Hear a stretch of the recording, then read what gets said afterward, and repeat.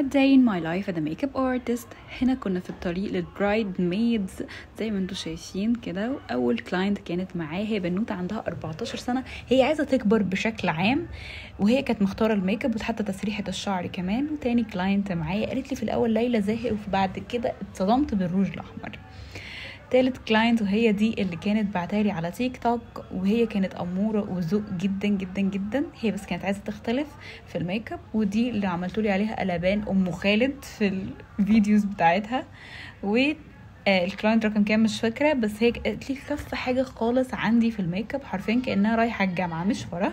طبعا مامه العريس القمر اللي كانت خايفه من الميك اب بقى ان هي ما كانتش عايزه تحط ميك اب، كانت مفكره كله ترتر ورموش كتيره، بس اتصدمت من النتيجه. ودي ضحكت عليا وقالت لي مش هتتصور، بس بعد ما عجبها الميك اب قالت لي صوريني بقى. It's okay, this is my day. وطبعا with my mom. وهنا خلاص في نهاية اليوم ومروحين، وأتمنى يكون الفيديو عجبكم، وبس كده باي.